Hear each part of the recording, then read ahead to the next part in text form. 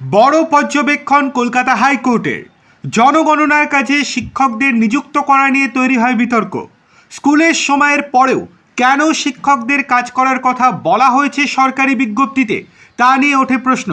বুধবার সেই মামলার শুনানি শেষে রায়দান স্থগিত রেখেছে কলকাতা হাইকোর্ট।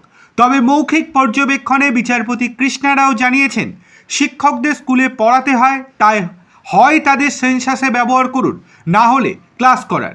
এদিকে রাজ্য সরকার শিক্ষকদের জন্য জারি করা পুরনো বিজ্ঞপ্তি তুলে নিয়ে নতুন বিজ্ঞপ্তি জারি করেছে। রাজ্য সরকারের প্রথম নির্দেশিকায় বলা হয়েছিল যে জনগণনার কাজ করতে গিয়ে স্কুলের পঠন পাঠন যেন বিঘ্নিত না হয়। স্কুলের সময়ের পর অথবা সপ্তাহান্তে সেন্সাসের কাজ করাতে পারবেন তারা। এই নির্দেশিকা নিয়ে আগেই ওঠে প্রশ্ন। আগেই হাইকোর্ট প্রশ্ন তুলেছিল যে এই কাজ স্কুলের পাশেই নয় যে তারা সহজে চলে যাবেন।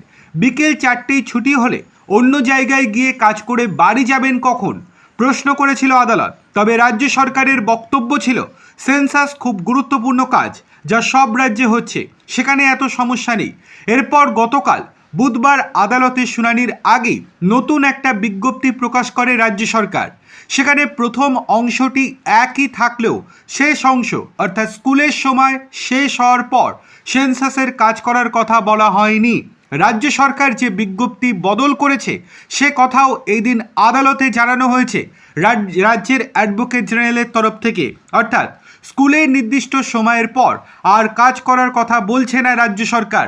অর্থাৎ হাইকোর্টের যে নির্দেশ সেই নির্দেশ মেনে নিয়েছে রাজ্য সরকার। দেখার বিষয় এই যে পরের দিন যখন শুনানি হবে সেই শুনানিতে ঠিক কী রায় দেয় কলকাতা হাইকোর্ট।